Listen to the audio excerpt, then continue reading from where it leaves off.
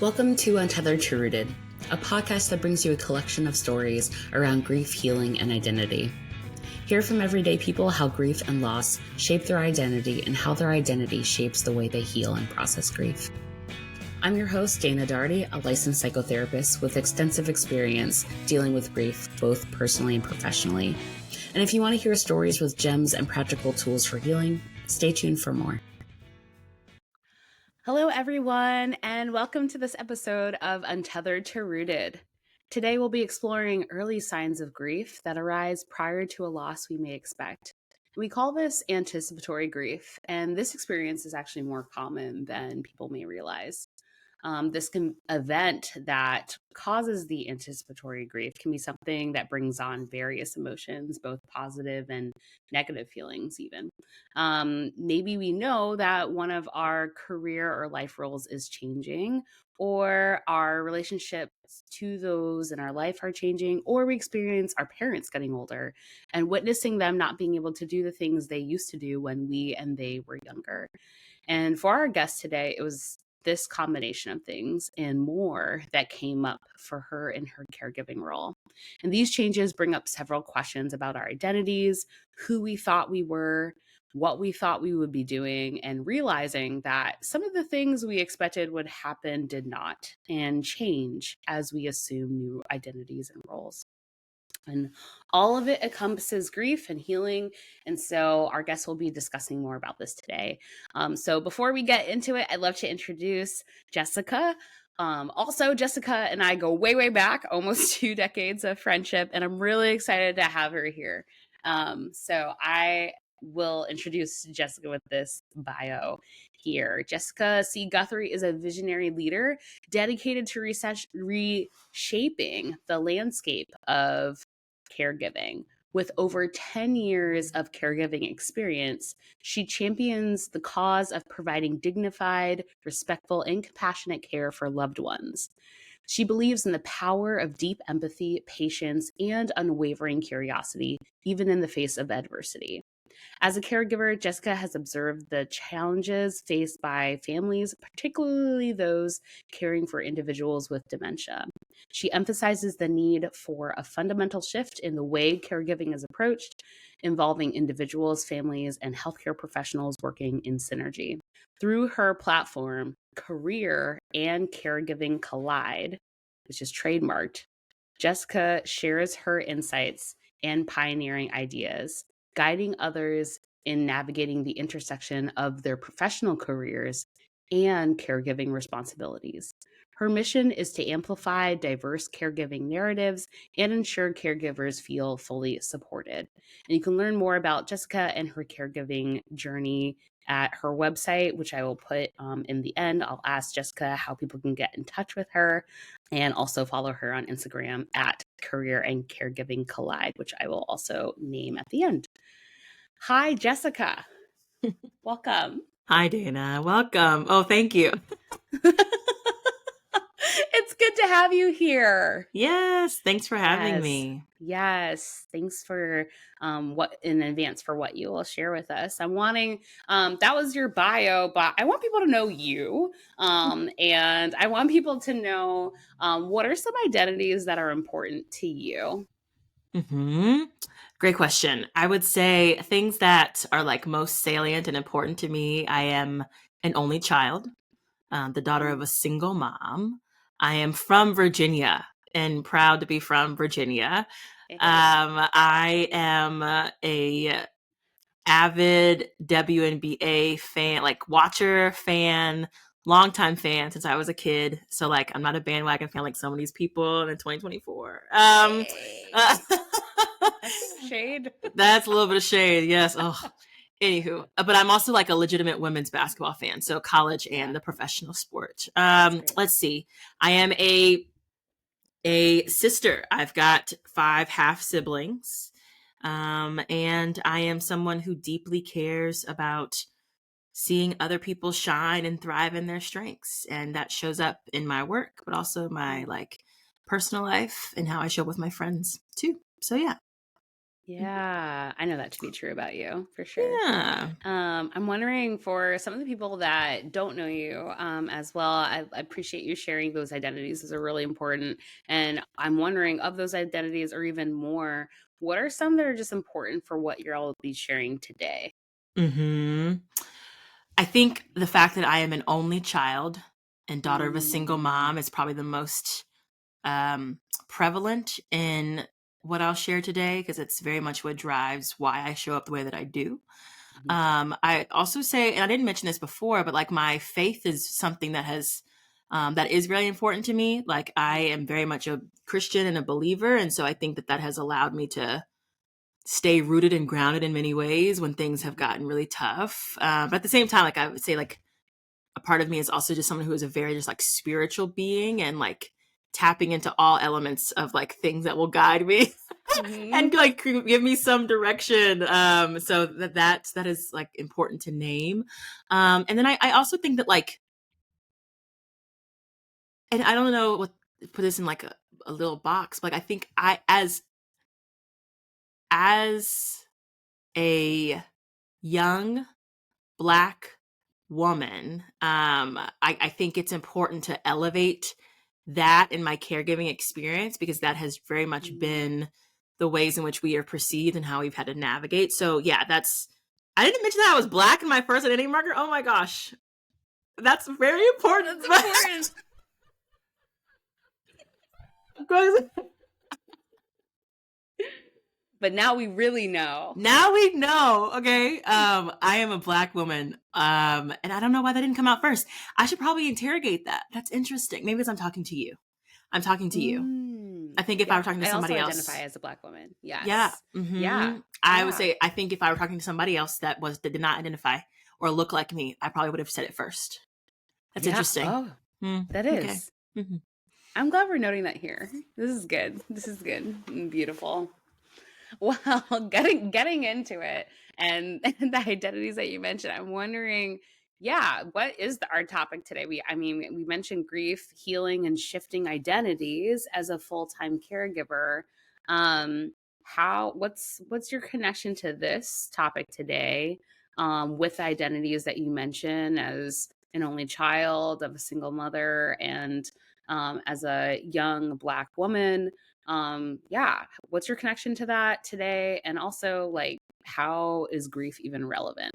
I know that's sort of a double barrel question. So you can answer the first one first. Yeah. So I am the full time caregiver of my mother, Constance, who is living with Alzheimer's disease. And I have been her full time caregiver for the last 10 years. And so my mother was diagnosed with early onset Alzheimer's disease in 2014 at the age of 66. And Mm, I was 26. And because I am an only child and it's just my mom and me, my life very much changed significantly in 2014 when she received the diagnosis. And so I pretty much became her full time caregiver, both long distance at that time and traveling back and forth between, at the time, I was living in Dallas, Texas. And my mom was in Virginia. And like taking on the role of truly being responsible for caring for like the physical, mental, and emotional well being of and the safety of my mom. And then moving back home in 2019, literally packed up my entire life in Dallas to move back into my childhood bedroom as my mother's disease progressed to care for her. And so I think like what is my connection to this topic? I think it's encompassing of being a young person very early in my career and making the choice to say that I'm going to care for my mother and do so with the utmost dignity and respect and not necessarily put my life on hold, but figure out how am I going to navigate building my life and my career all the while showing up for my mom, who is living with a terminal illness at a really young age, mhm, and doing so without very much knowledge, guidance, or information because no one's talking about dementias, let alone Alzheimer's disease of younger people at the time in 2014. And so it's my connection to this is like figuring out who Jessica is all the while caring for my mom, all the while making sure that I don't get left behind in like societal timeline of where I'm supposed to be. and all the Yeah. things. Yeah. Ooh, there's so much to that and so much in, like, what you shared, and yeah, it has been 10 years. Oof, like, Hmm. mid-20s, you're figuring out yourself. 26 to 27 is sort of when, like, on average, like, the brain finishes, like, developing. So you're, like, you're fully, like, coming into the world and all of the Hmm. things that you have learned and all the skills, and then you're both hit with this health condition, Hmm. health disease, Hmm. and really catches you, both of you, probably by surprise, I'm guessing. I don't know, but yeah, Yeah, I mean, more it's than that. huge surprise. I think that like Yeah. no one really expects to care for a parent at 26. Like I mean, Yeah. let alone a disease that people don't really understand. I think that was probably Mm, I think that's also part of this too, right? Like I think, yeah. I have friends who had parents who, had died younger, or Mhm, parents who were navigating things like different forms of cancer, right? Like we understand, mhm, our minds understand that. mhm. But I think what made this difficult in many ways was most people's understanding of Alzheimer's disease, like, oh, it's just their memory. Oh, that like, does your mom know you? Mm, And you're like, child, losing your like short-term memory is the easiest part of this disease, right? Like no one, right? And so like mm. there was a lot of silent struggles with this because people just genuinely didn't know or understand or like have Yeah. experience with it.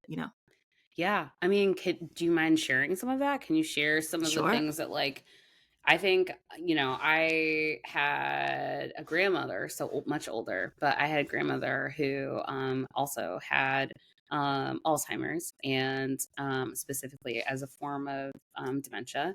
And, but that, she was much older when she was diagnosed with that. And so I'm wondering, just maybe, what is Alzheimer's, sort of, and also, Hmm. like, what are some misconceptions about it? I think some people think about it in terms of, like, when somebody is much older, but early onset is very different. Hmm. And so, yeah, do you mind Hmm. shining a little light on that? Sure. The first thing I'll say is like dementia is not a normal part of aging. Like dementia is not Thank normal. you. Yeah, And yeah. dementia, I would say people should think of it as like an umbrella term, right? So there's Hmm. a number of things that could cause dementia. Like you could have a traumatic brain injury. You could have frontotemporal degeneration, FTD. You could have Lewy body dementia. You could have vascular dementia. You could have Parkinson's. You could have Alzheimer's disease. Alzheimer's disease is one of the leading causes of dementia, but it's like one like little string of the larger umbrella. Right. And so Alzheimer's disease is like it's not like it is. It is a neurodegenerative disorder that impacts the ways in which your brain basically functions and pretty much like shrinks over time. And so that means it's impacting everything from your memory center, your personality, and like just general behaviors, the ability for your body to like your brain to communicate with your body. So, loss of all like physical functions and ability for those things to talk to each other. And so Alzheimer's disease, they call it like the long goodbye because Mm. you truly are seeing someone very much evolve and change completely from who you knew them as. And so, yeah, 10 years is a really long time. Yeah. But my mom was diagnosed at 66. And so I've seen my mom go from someone who was extremely independent, very bold, like creative, just this brilliant personality, to someone Mm. who is now fully dependent on me for everything, right? She's fully bedbound. She's no longer ambulatory. She is no longer verbal. Mhm. I feed her, I change her, I do everything for her. And Mm. so, Mhm. I wasn't prepared for like the physical changes. I was mentally prepared for like my mom forgetting who I was, but nothing prepared Mm. me for my mom no longer being able to walk or to sit up on her own or be able to like, hold Yes. herself up. And so, that's just like Alzheimer's in a nutshell. I think that it's one of the leading causes of death in people in this country. It Mm. disproportionately impacts people of color, specifically the Black community. Yet we are Mm. not talking about and preparing ourselves for the realities of how Alzheimer's disease and many other different forms of dementia are going to impact our parents and grandparents as millennials. Mhm, mhm. I mean, I might digress a little bit here, but I am wondering, like, I think that's really important what you said about like this particular disease is not discussed as much in the Black community or to the Black community, especially like by the medical community that might have more Hmm. information about it and also lived experience. I'm just curious to know why you think it that might be, just with your experience and what you have encountered with other people Yeah. as you've navigated that yourself. Yeah, I think where to start. I think okay, so Yeah, that's a big question. from a community standpoint, I think just like a people standpoint, and while we're not a monolith, like we're all very different, right? But I Yeah. think that there's some general misunderstandings about the disease, right? And so if you talk to people, especially in like the Black church and older folks, they'll be like, "Oh, she got that old timers," and you're like, first of all, that's not how you say it. It's Mm. Alzheimer's. You know what I mean? Wow. Second, Yeah. it's viewed as like a oh well, she's having issues with her memories. Like I've often noticed when people display symptoms of some form of dementia, it's Mhm. like a let's just push them to the side, right? Like their Mm. life is over. When it's like, hold the phone. There's so much more life to be lived and so much more that your person can do. Like, how do we actually shift our like perception of what is happening to this person to take the reins of it and give them the thriving life that they Mm. deserve? And so Mhm. that's the first thing I'll say. Is like I think that there's misperceptions about what this disease is and like how it impacts someone, which then leads to a lot of presumptions around like, oh, well, that's just their memory. Oh, well, they forget sometimes. And you're just like, yeah, but there's so much more. I think the Yeah. second piece, though, is that what I find crazy is that this disease disproportionately impacts the Black community.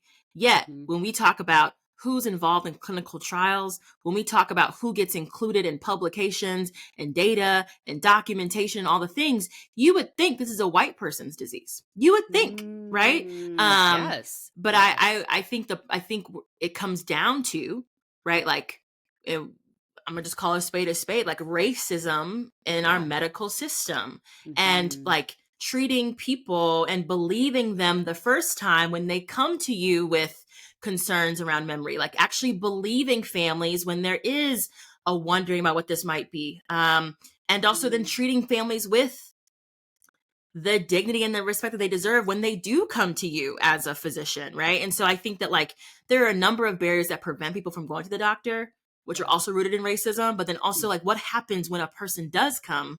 Are they given the equitable treatment to actually get the diagnosis? Are they like Mm. are they even sent to the right place and given the right tools to understand what should be next for them? And Mhm. oftentimes what I've observed from many other people is like a yeah, they said I might have Alzheimer's, and that's it. And you're like, wait, but there's so much more that you need to know to be able to like show up and advocate for your person or your family member.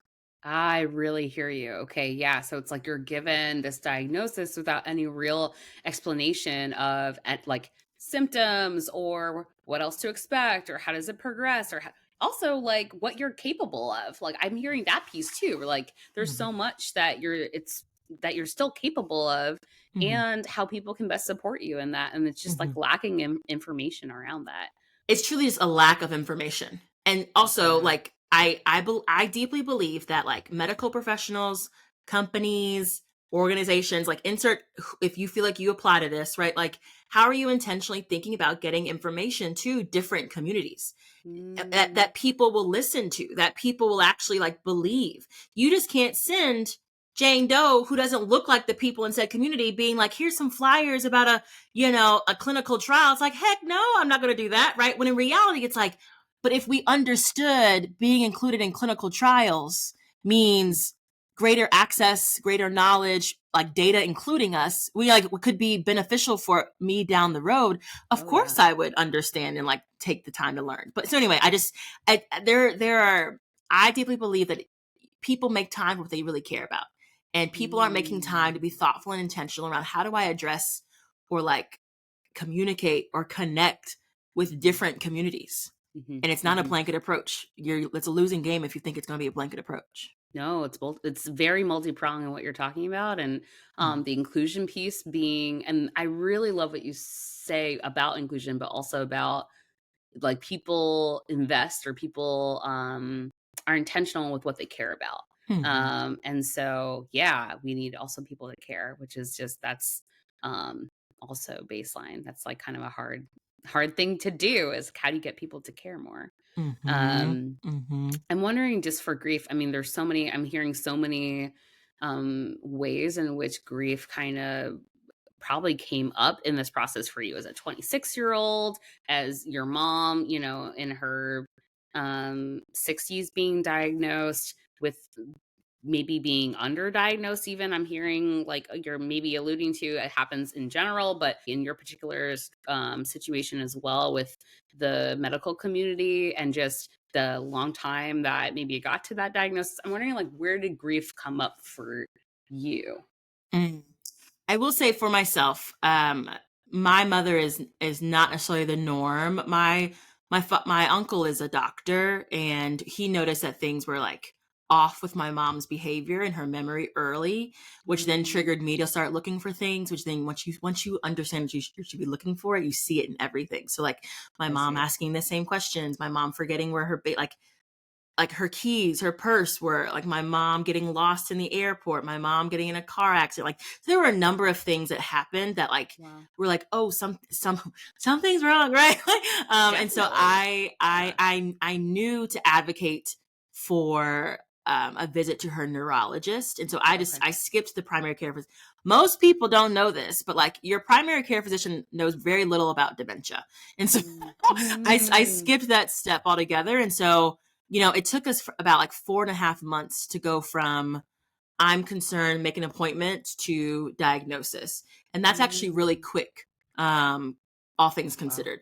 Um, but what I will say is I think that people often think like, okay, so how are you feeling when your mom first got diagnosed? Like, what was that like for you? And I think it's important to name the context of I was living in Dallas, Texas. Yeah, My in a mom different was in state. Virginia. Yeah. And so I wasn't here with her all the time. And so in the moment, the two things that came to mind were one, how am I going to pay for this? And two, how like Mm. what does my mom need to be able to still like show up and thrive and protect her image? And so I literally hit the ground running. Right. And so it was like, Mm. my mom's still working. Okay. So how do we kind of hide this from her colleagues? How do we make sure she can still like get up and go to work every day without like letting people know that she doesn't remember, right? Like, my mom is forgetting to eat. Okay, let me prep her meals before I fly back to Dallas, for the next 2 weeks. Okay, my mom is losing weight. Let me buy all these clothes so she doesn't look like she doesn't have her stuff together. So I, for a long time, was in go mode. And so I Yeah. often say, like, I don't actually think I didn't realize that some of that too was like a protection mechanism from the realities of what was like really happening. Mhm. And so like to your question, like how does grief fit in here? I think I didn't know Mhm.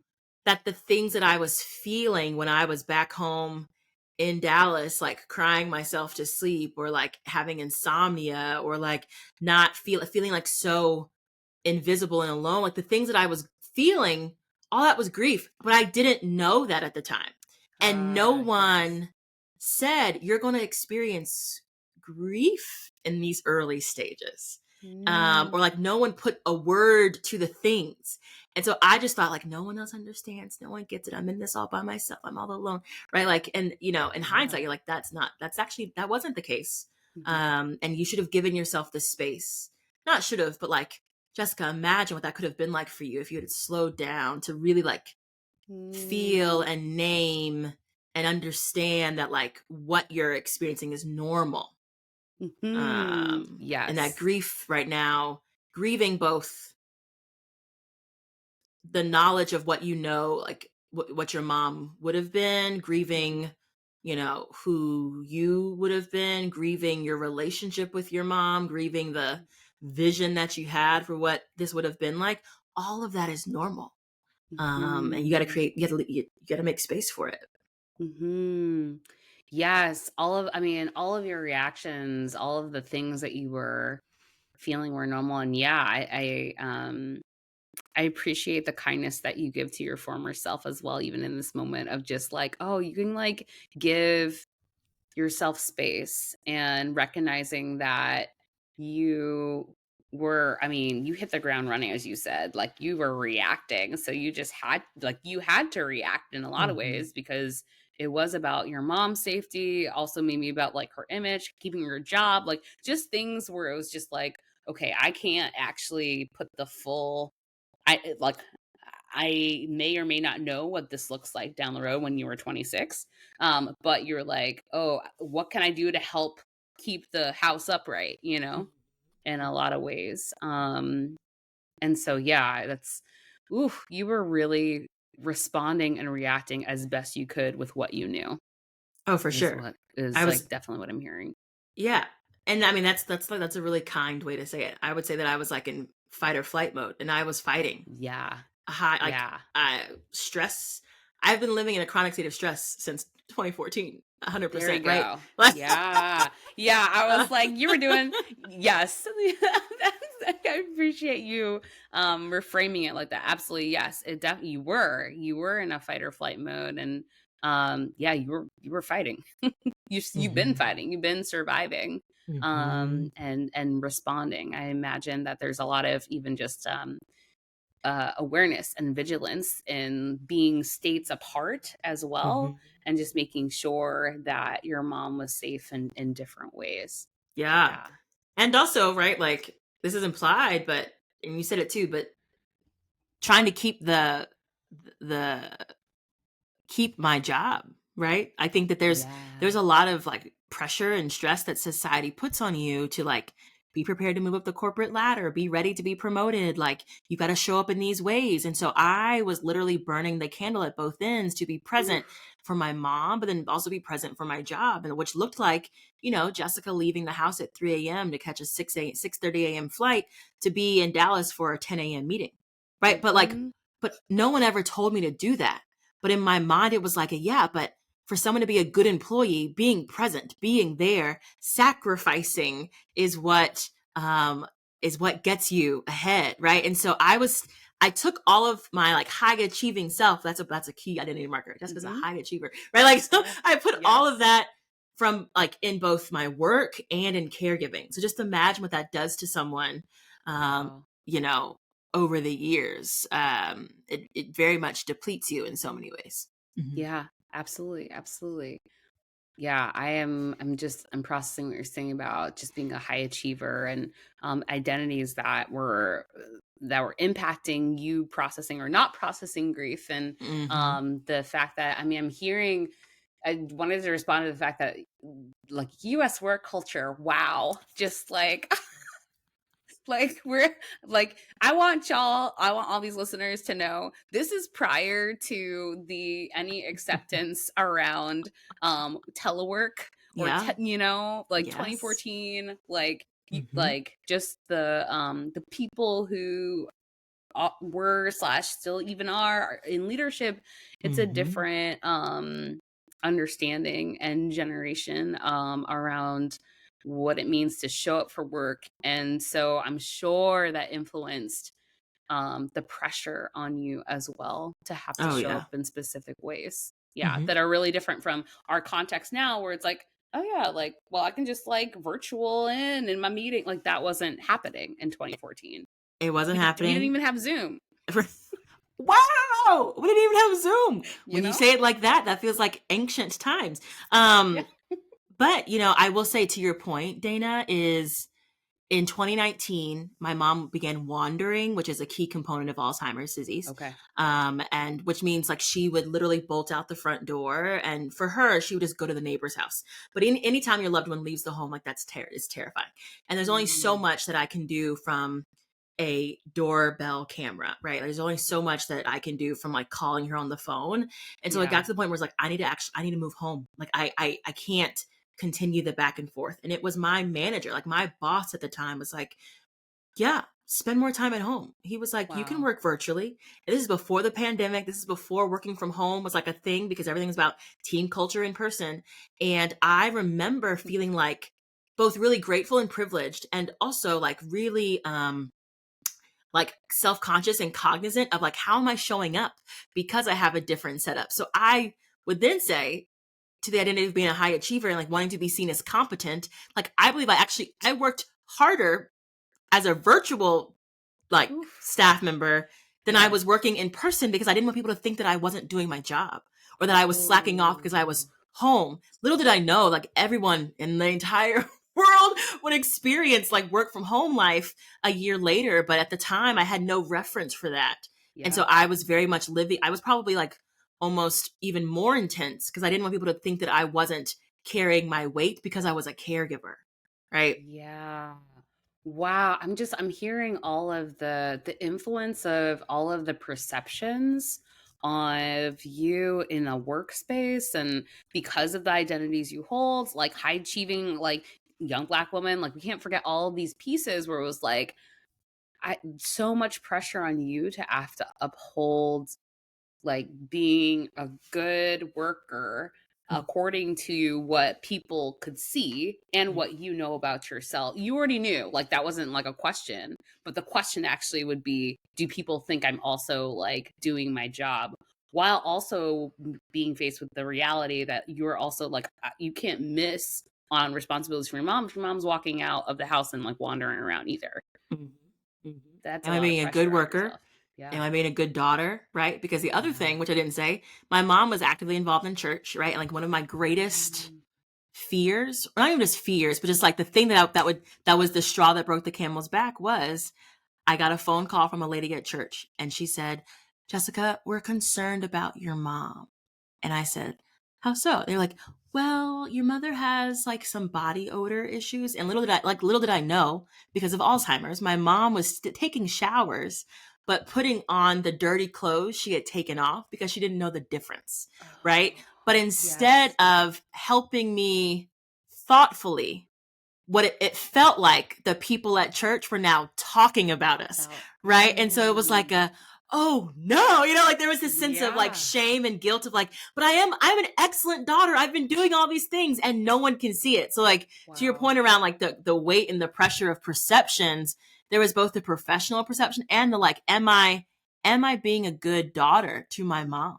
Yeah. Get You're talking home about because Virginia. people, yeah, You're talking about yeah. the South. What you're Right. right? It's just right? Like I'm just bringing Mm-hmm. up all these identities like matter as part of this Mm-hmm. too, where it's like this might mean something different in, some other state or Mm-hmm. some other region, but like the South and church culture and small town and all those things, like all of that influences. Yes.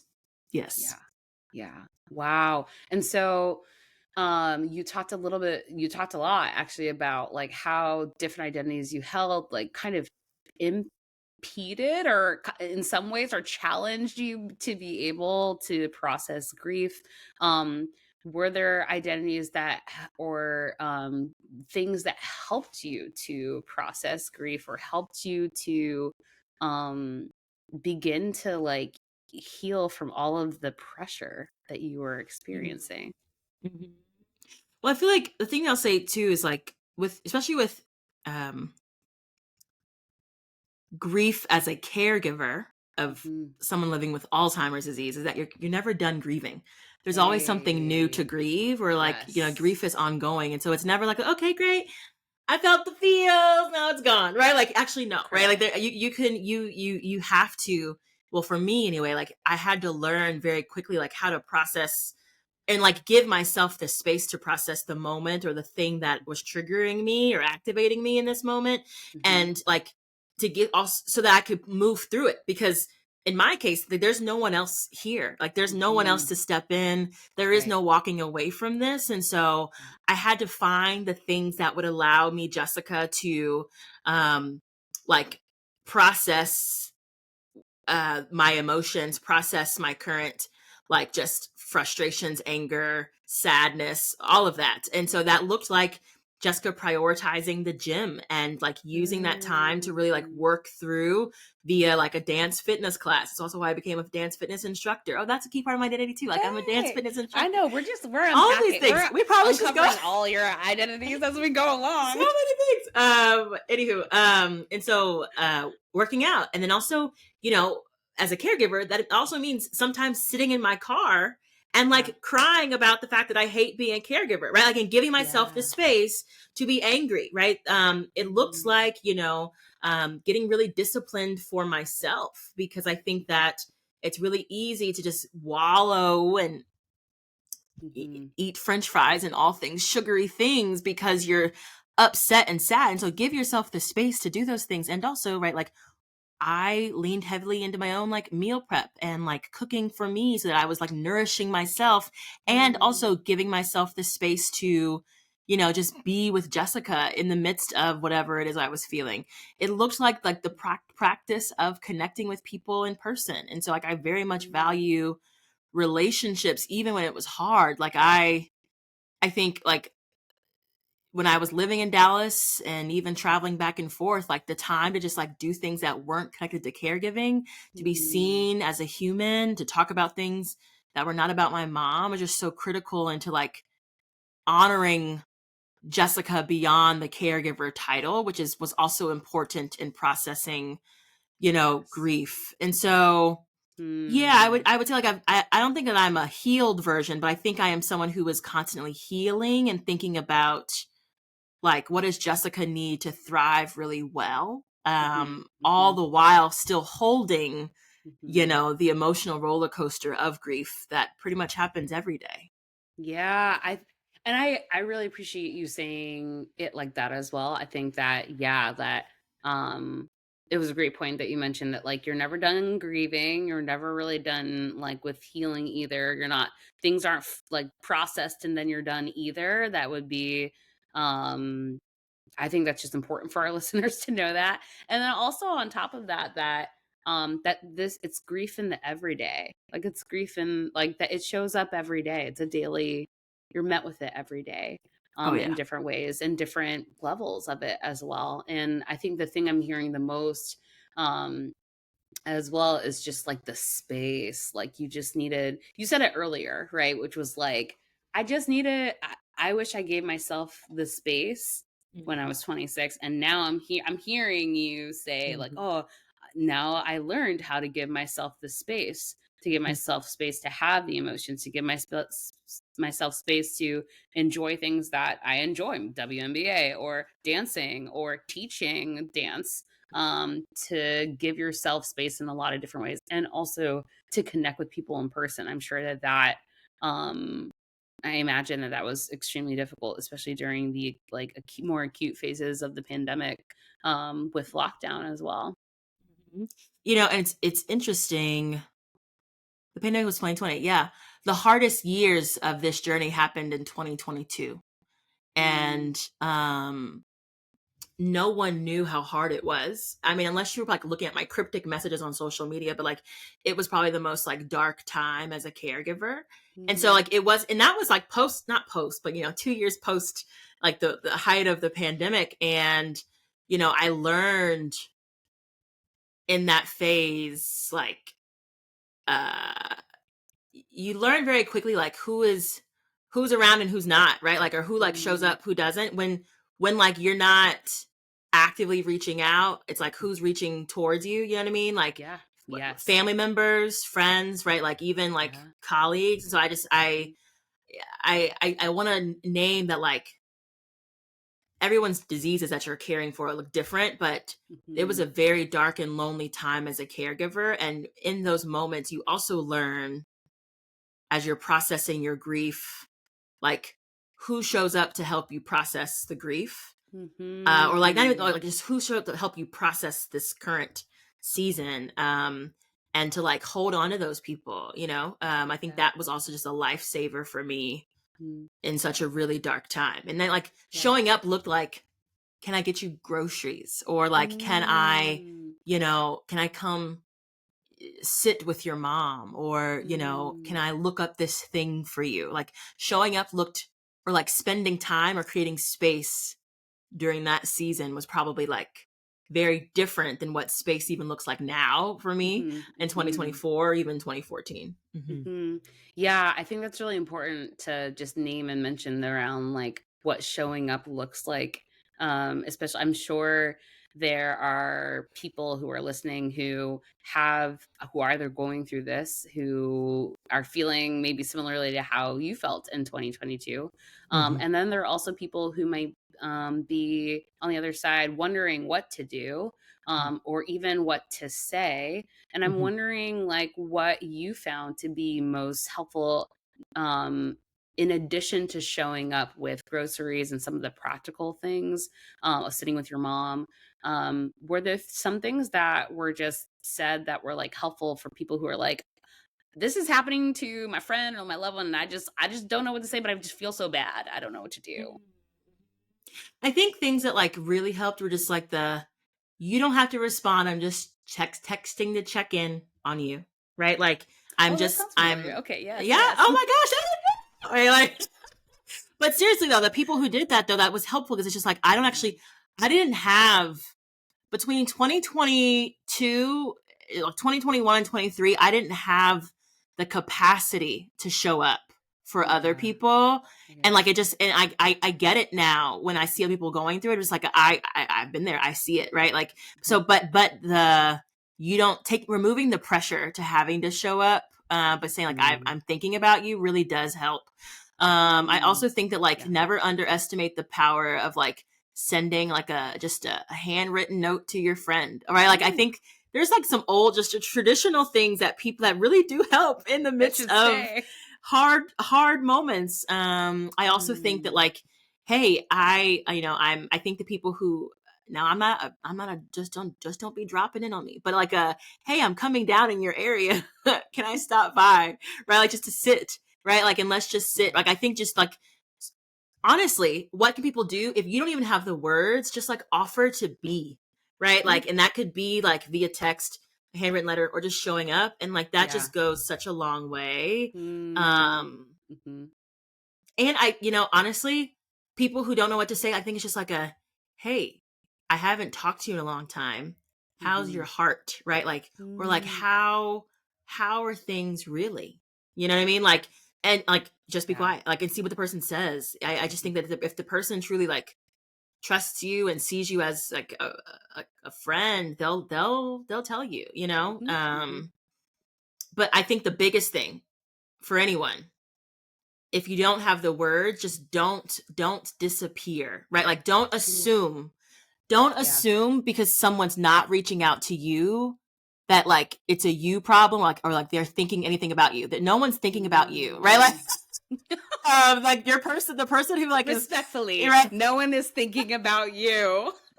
your person is drowning, right? Like, or can't see Yes. beyond their situation. So like my advice is like just don't forget about them, and like Mm, continue to like run towards them when it might be easy for like a natural human instinct, like, okay, well they're busy right now, so I'm gonna just keep on doing me. Like that's like the exact opposite of what that person needs. mhm, mhm.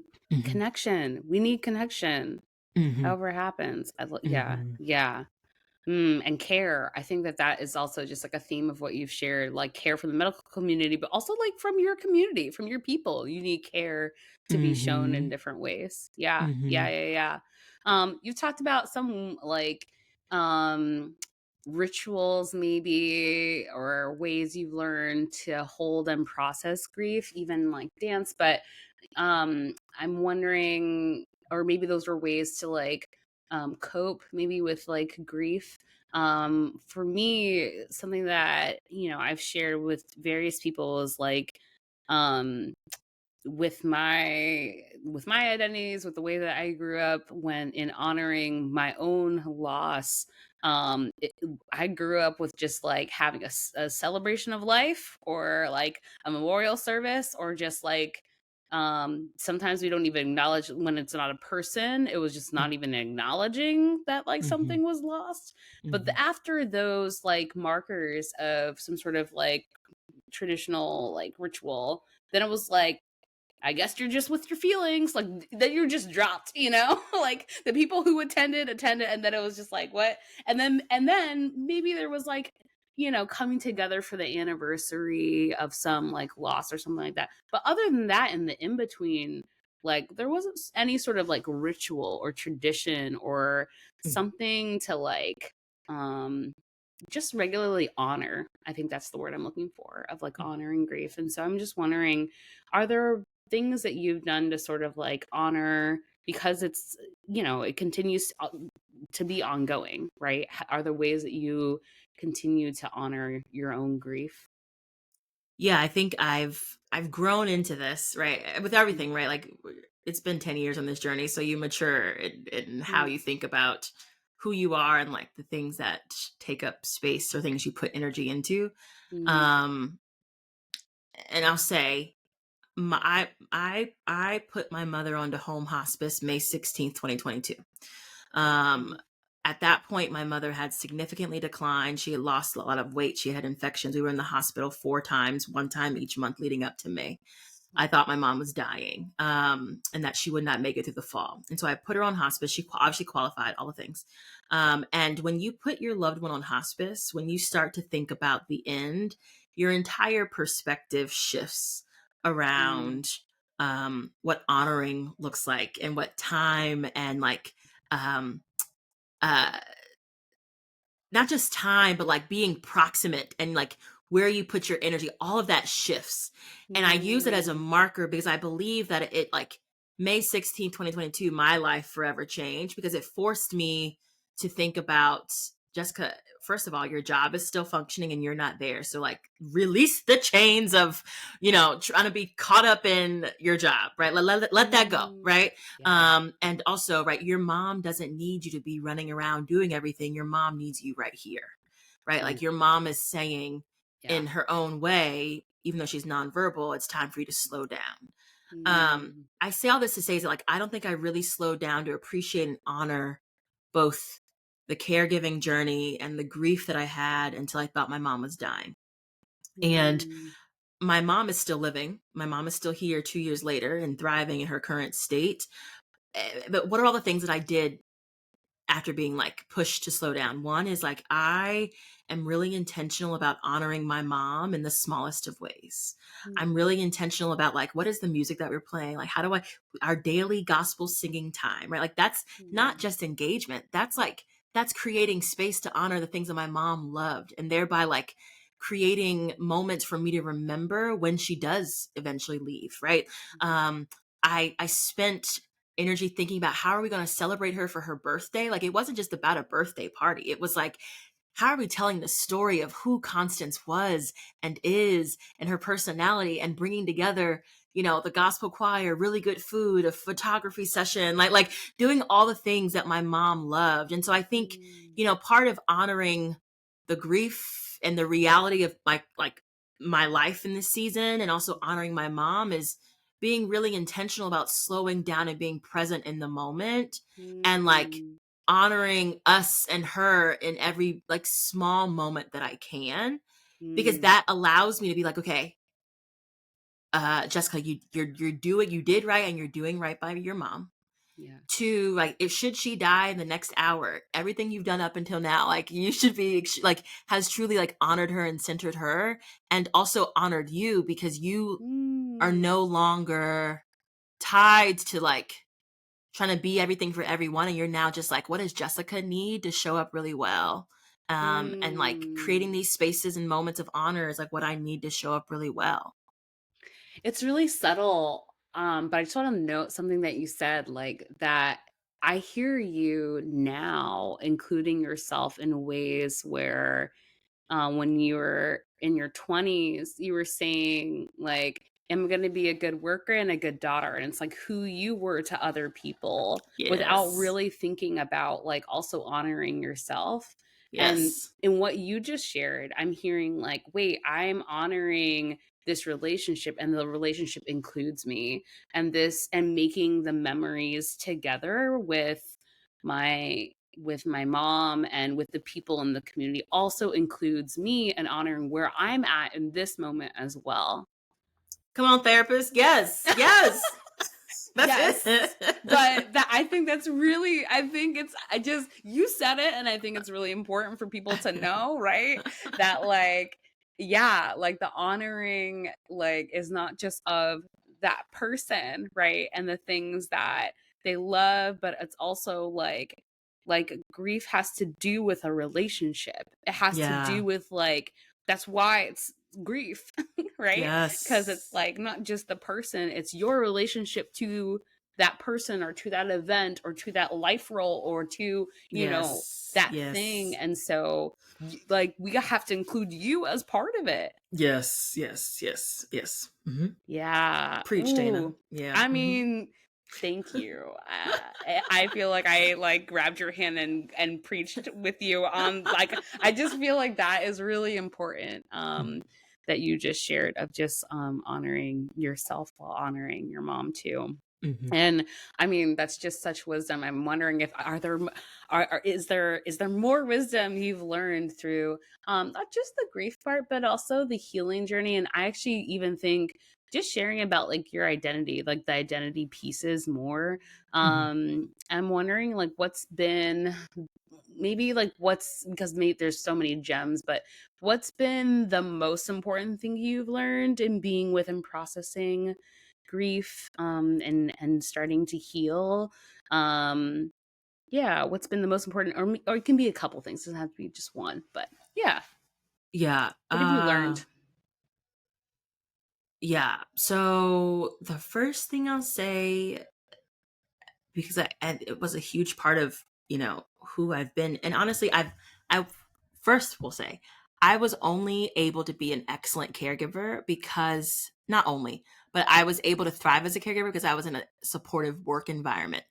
And I say Mm, this because, like, you don't just burn the candle at both ends because that's what you're told to do. You do it because like you actually like where you work. You want to be seen as like, you want to grow, you want to like evolve, all the things. And so I name that to say that on this journey though of grieving and healing, I learned very quickly that like I'm not that important.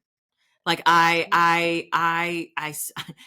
thought my professional ego of like Jessica, where like I like things would not run without me. Like I had to be in the mix. Da da da da. And like honestly, ain't nobody thinking about you. Ain't no like I see what you're saying, yeah. the work continues. And Mm, um,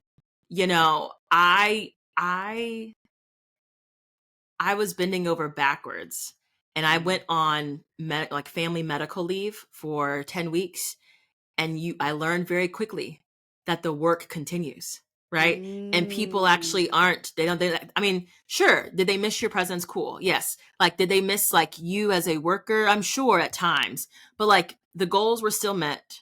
People still mm, functioned.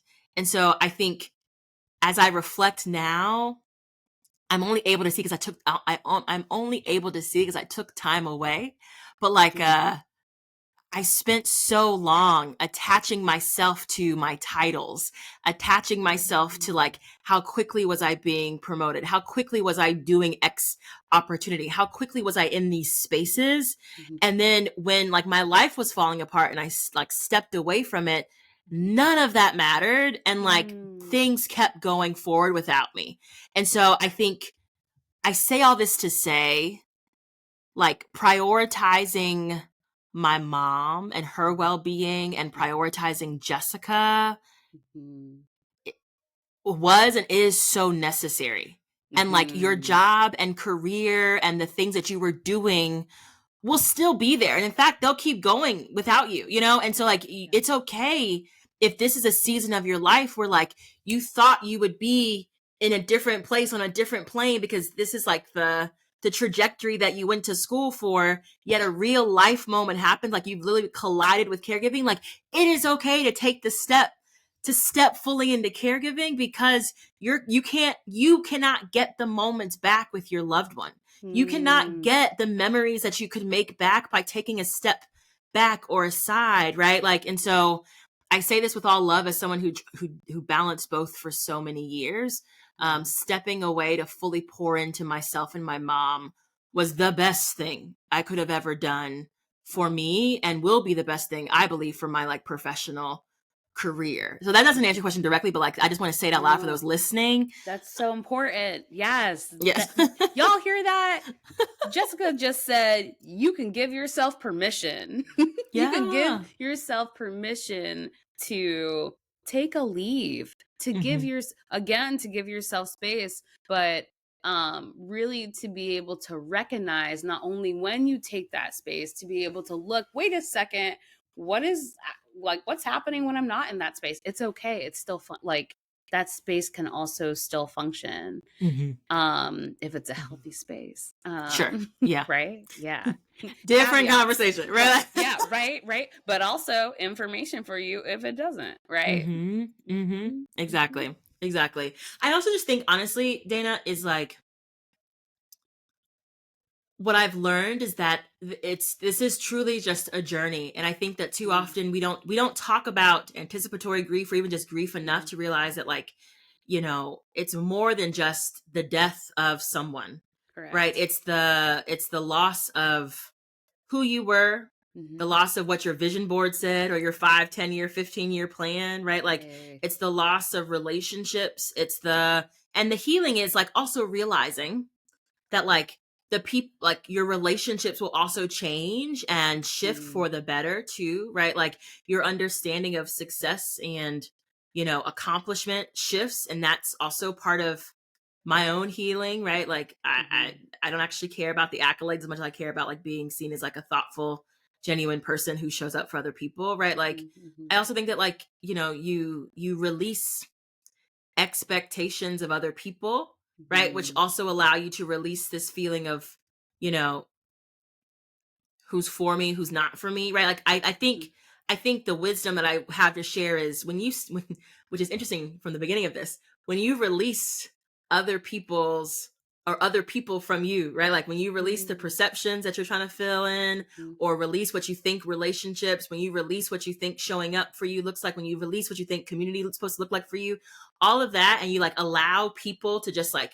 show up for you, and you allow people to see you for you, and you allow yourself to show up however that is for you, like, Mm-hmm. you just feel so much more free and connected Mm-hmm. and seen.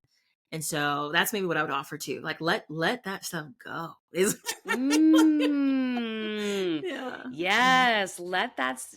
I was like, Jessica is just, she's preaching. She said, let that stuff go. And also giving yourself permission. I'm hearing again, like to just allow yourself to be in alignment with like people who, and Mm-hmm. people, the things that matter to you, like let that, there's some, there's a lot of like unknowing in that. There's a lot of like it's not certainty, right? So Yes. like Mm-hmm. I'm highlighting just a little piece there that like the stuff before, maybe when you were 26, it's like trajectory, the vision board, the 5, 10, 15, that's like certainty. That's like what's known, the steps lay Yes. before you. And now it's like I'm giving myself space to not know. To not Absolutely. to let people show themselves to me, to let to let people show up in different ways, and there's a not knowing um that Yes. happens. Yes. Mm-hmm. And release, I'm hearing like the release of control too, which is kind of like I mean, you didn't say it, but I heard it. Well, yeah. And if you really Yeah. know me, like, that's huge, right? Like, I'm a Taurus, I'm an Enneagram 8. I am Come all on, Enneagram 8. I am everything that all of those archetypes are. And, like, to say let stuff go, that's Mm, huge. that is But huge. I can only say that because of my identity as a caregiver, right? Like, because of this journey, I'm Hey. able to bring it back. I'm able Yeah. Yeah.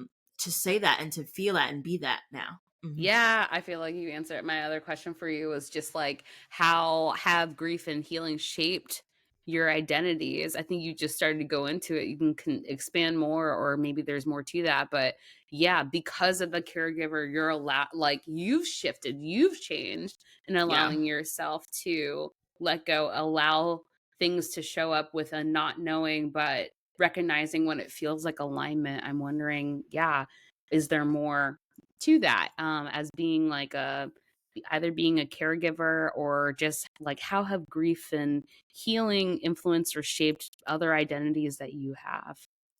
Yeah. I just to double click on it, I do think when you are a younger caregiver, Yeah. like so I'm now 36, but like when you are a younger caregiver who is not the typical archetype of how we have thought about caregiving in this country, so that includes, having to navigate a system of people who don't look like you, who Mhm. don't even see you as a caregiver often, to having to advocate and speak loudly for a disease that folks don't really know about, Mm. having to give up your career trajectory in the way that you thought, to literally your own financial future, all of those things, right? When you learn sacrifice, um you learn sacrifice in a completely new way. Mm.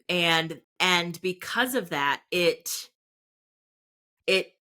shifts it shifts your priorities, it shifts what matters, it shifts, I just nothing is as serious or as intense Mm. as I once thought it was, right? When you're dealing with caring for someone else's life, someone's Mm. well-being, right? After you fight so hard and you see their real humanity, nothing else really matters. And Yeah. Yeah. yeah, that's the caregiving journey. I would also say that my I've been really thoughtful around I am a daughter and I am a Mhm. caregiver, and Yeah.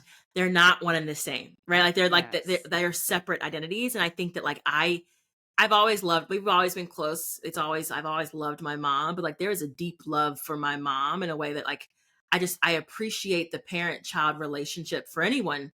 Now, when I now see Mm. parents with their kids, or kids or adult kids with their parents, I'm just you should really think about how you're showing up with them, because they could be gone. And I just, my Mhm. understanding of just what relationship and care and Yeah. love between a parent and child looks like is just so, it's colored through that experience of being a caregiver too. I'm rambling now. The headline is just nothing is as serious. Nothing is as intense or as important as we make it when you are now dealing with the life and the livelihood of someone else. Mhm, mhm. Yeah, I mean, and that has shaped and changed all of your identities all in all different ways. Mhm. I really love just as we're sort of wrapping up, and I like to ask this question because I think there are a lot of I think we started off maybe even a little bit. There's people that might have some myths about dementia and also Alzheimer's, and I'm just wondering just about the intersection of not just dementia but caregiving and grief and healing, and you being a full-time caregiver and those shifting identities. What do you wish people knew about this topic? What do you wish that people knew? You shared a lot already of gems about what do you wish people knew. So that, or what do you wish you knew that you know now about this topic? I think for myself and others, that a diagnosis of any form Mm. doesn't mean the end right away. Oof. Your person's not gone, right? And I think in 2014, I hit the ground running because I didn't know anything else to do, right? Mhm. But it makes me think gosh, don't forget to savor the moments and Mm. savor the memories and the connection and relationships that you have, and you still Mm. have time. My mom has been here for 10 years, right? And so it's Mhm. she's still here, and she is still a human, and she still feels and hears and comprehends everything. How she Mhm. can connect back with me or articulate or say those things looks different. And so Mm. I say that because I think that when I reflect, especially on the last couple of years, I potentially was trying to fast forward or speed up the grieving and healing process. I literally told you, I thought my mom was Mm. dying, right? I Yeah. visited 3 Yeah. funeral homes. I made the Wow. playlist. I didn't plan the funeral. I've done it all. Because I thought Yeah. we were there, right? And so it Yeah. made me think ooh, Jessica, slow down. She's not gone yet.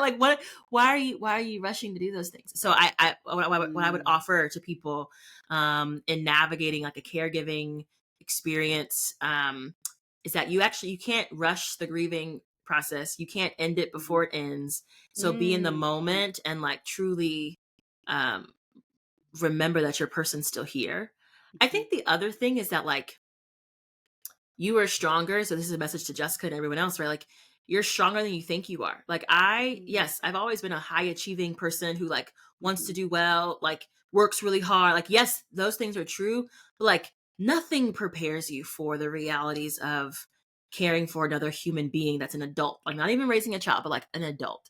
right. And seeing that person completely change before your eyes. And so Mhm, everything, sure, from navigating a system to, what do you do when your loved one falls at 3 a.m. in the morning and you can't get them up off the floor? Like, you go into a very different level of problem solving. And so just yeah. honoring that you are stronger than you think and you have everything within you to thrive in your season of caregiving is just a reminder to me and other people.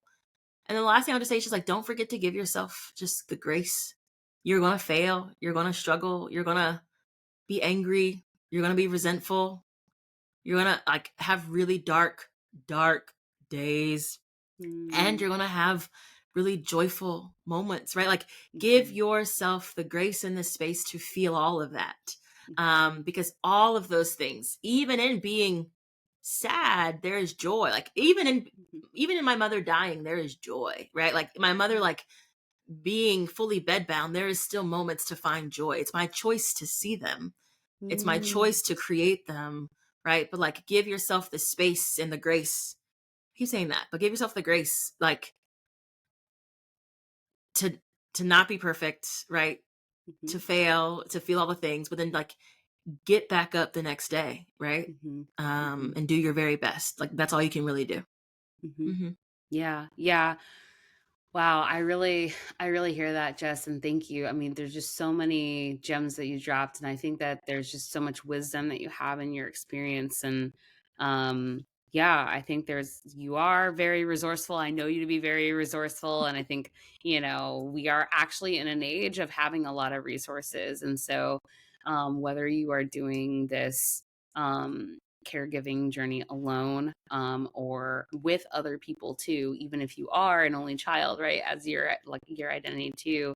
Like, I also have heard that you mentioned just reaching out to other people, and that's also important, important piece of it too. It sounds like just being able to have community or other people to support you as you are the primary caregiver. Yeah, Yeah, yeah. absolutely.